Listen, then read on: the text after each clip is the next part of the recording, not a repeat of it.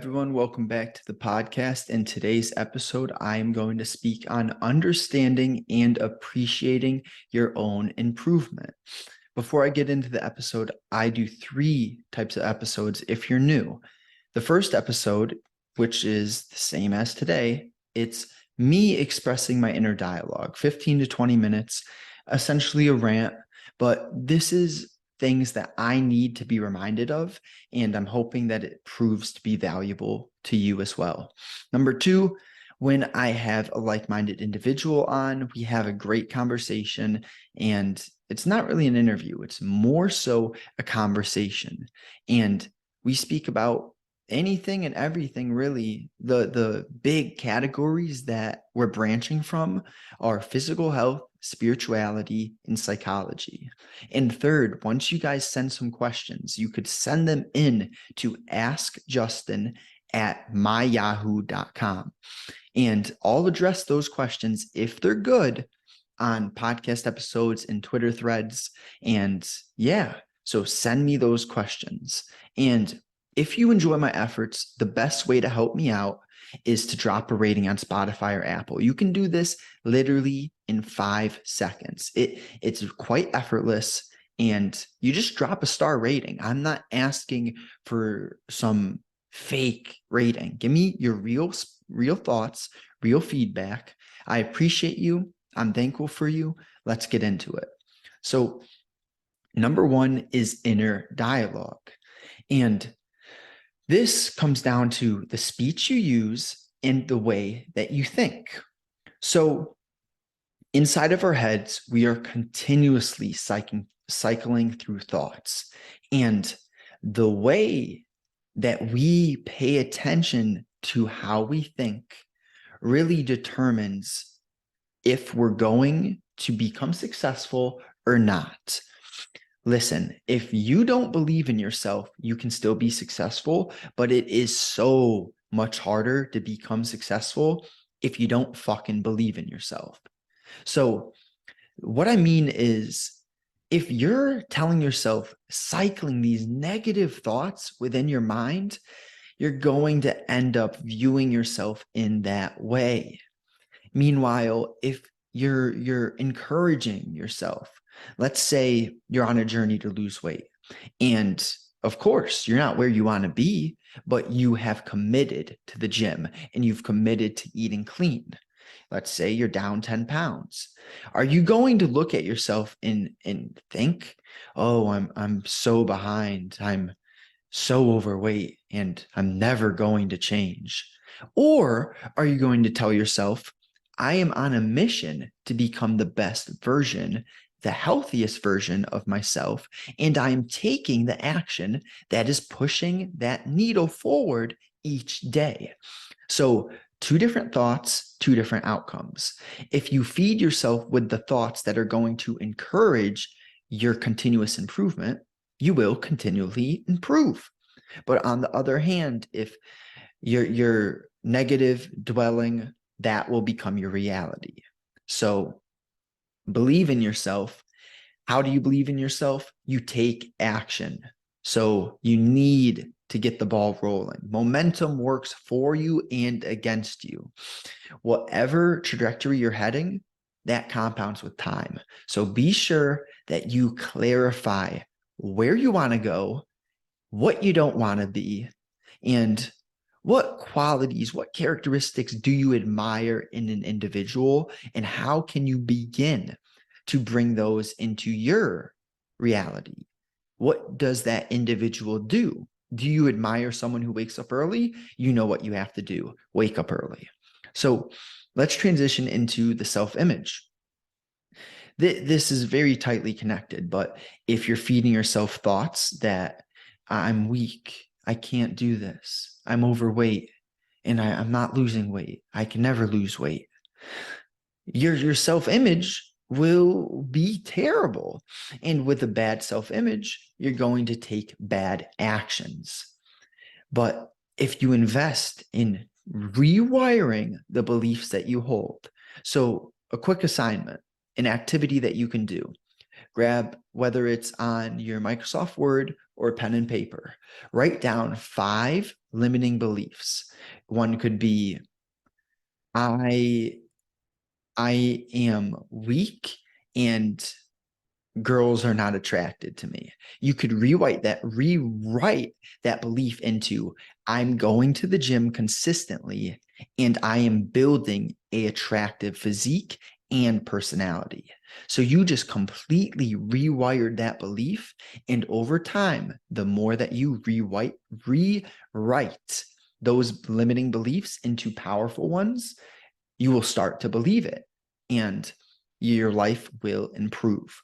So confidence, your confidence is linked to your self-image, and you will never gain confidence by thinking or simply by doing activities like reading and writing. You need to combine intellectual activities with physical activities, and that's how you gain confidence. Confidence it can be in a single domain, like you could be a confident writer and be unconfident in other areas, but the best thing that you want to do is cultivate a overall confident personality, confidence in your potential, in your ability. So if you've gone from being low quality or a rookie at a skill and you've seen yourself develop into more of a amateur and even maybe a professional in that skill, you'll have understood that you gain confidence through practice, through continually repeating and adjusting and iterating upon what you've been doing before. So confidence is earned. You don't get these things for free. You have to put in the work, make the mistakes, pay attention to what's working and what's not working, and then you reflect and things get better. And the world is as you are. So when it comes to understanding your improvement, you need to realize that your perception is shaped by your experiences and how you view yourself. If you view yourself negatively, the odds that you view other people negatively increase. And the other case is true. If you are a confident, high achieving intellectual who is physically strong and able to articulate their thoughts, you'll see that more in other people. You'll, let's say, quote unquote, you'll magically run into individuals who are like-minded, who have put in the inner work, just like you. The world is as you are. So the person that you are is what you're going to see more of. That is just the power of perception. And it's not that these people are what you are, but you tend to shape your reality through a lens. We're all wearing a different colored lens. And you just, it's, let me use that example. When you buy that brand new specific car, you start to see more of that car. It is not really explained, but we all know what I'm talking about. We've all experienced that. So a lot of things that they can't really be explained. It's just trusting or paying attention to your personal experiences. So understanding and appreciating your own improvement, awareness. You need to be aware of where you started, where you're headed, what you're doing each day to make a difference. And you can develop awareness by writing, by journaling, by questioning yourself, by meditating. There's a lot of ways to develop awareness. One of the biggest ways is to eliminate distractions. See, in high school, I always was with people, always with friends or girls. And if I wasn't doing that, I would have been much more aware of my inner state and of what I was doing and how it was making me feel. But since I had so much distraction in high school, the friends and the girls, I didn't pay attention. I was not mindful of my inner state of being. And therefore, I was living kind of an autopilot life. I didn't reflect. I didn't pay attention to what was working and what wasn't working. I lacked awareness, and it came to bite me in my ass in around community college because I was lost. I had to go through this period that I felt so alone, like rock bottom, because I was working on myself. I started to work on myself, but no one else was aligned with me. All of my old friends were doing the average thing, and I wasn't. I was working on myself. And point is, when you eliminate distractions, the sooner that you do that, the more aware you become. And awareness is linked to success, because if you're not paying attention, you're not going, you don't become great at anything by accident. You have to specifically be deliberate in a skill, in an activity, in a business to get to a good, to a point where you're quote unquote successful. So what do you know? The next point is what I was talking about, paying attention. It's funny how I lead myself into these next points and I don't even realize it. I guess that means my planning is good. So paying attention. And we already touched on this, reducing distractions. Let's go into reflecting. So if you don't reflect, that means you're not really gathering the information of where you're not doing too well, where you could be doing better, what you need to stop doing, and what could you start doing. But when you reflect, you ask those questions, and your brain is a answering machine. The questions you ask your mind, you will get answers to. So a quick tip: ask good questions. So if I'm asking myself, why do I feel bad? You'll get an answer for that. But you could ask yourself something a bit more specific, like, what do I need to do right now to feel better? It's different from why do you feel bad? You'll get answers for both of those. But the point is, don't you want don't you want the answer to the second question? That'll actually help you figure out what you need to do to feel better. The first question is just going to inform you where you messed up and give you a reason to dwell. So that's interesting. Like they're both questions, but the quality of your question determines the quality of your answer. Ask good questions. Now, I want to touch on being organized. So when you need something and you know where it is, it's so much easier to get that task done compared to when you're a scrambled fucking headless chicken and you have no idea where the tools are. And when you pay attention, that somewhat implies that you'll be organized, because paying attention makes you understand how helpful it is to know where what you need is. And this can be organized physically, organized mind. Now, something simple I would advise for your mind. Number one, nightly journaling. There's a few categories of journaling I love. You can journal about your limiting beliefs, about your wins. You could do a brain dump where you're just throwing your thoughts on the paper. And so what did we say? Wins, brain dump, limiting beliefs, and gratitude. So those are the 4 styles of journaling that I do. And this declutters your mind. You get your thoughts on paper or on the computer. Point is, you're decluttering your mind. You're organizing your mind. And an organized mind is a powerful mind. You don't want to just be a scatterbrain. That's not beneficial.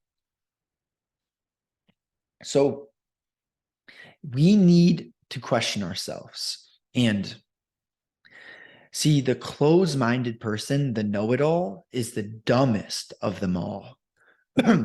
It's so important for us to ask questions to make sure we're not too far, we're not straying to a extreme, because bad things happen on the extremes. And so mediocrity is my enemy. I do not like average people. And I want us to all become excellent, but excellent is different from a extreme. Excellent is the healthiest, most intelligent, and most on purpose part of ourself. That's what excellent means to me. Compared to a extreme would be you are only focusing on a narrow category. That's what I mean in a extreme. So I think we should be extremely excellent, but I don't think we should stray or fall into any one extreme category. We need to have a extreme balance of excellence throughout our lives. I hope that makes sense, trying my best to articulate the thoughts clearly. So, okay.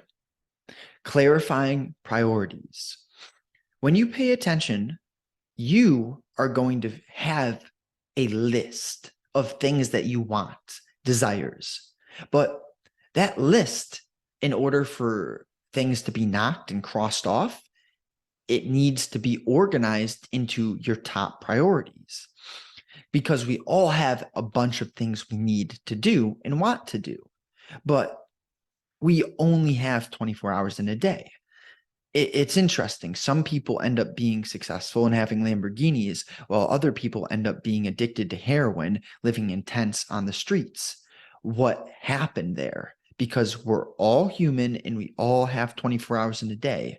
What happened?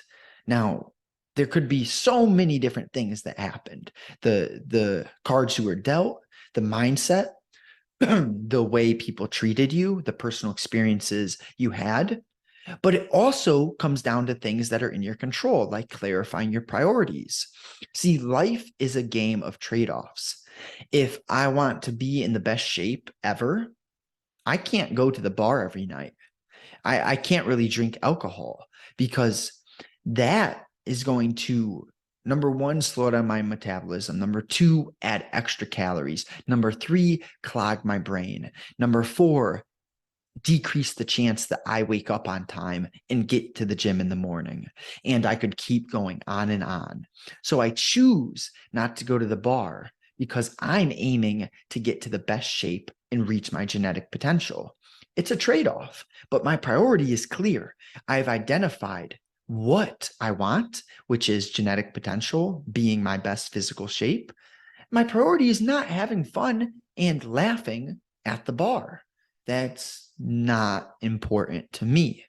Now, other people might value that above having genetic potential, being in their best shape. You choose your priorities, to each their own, man.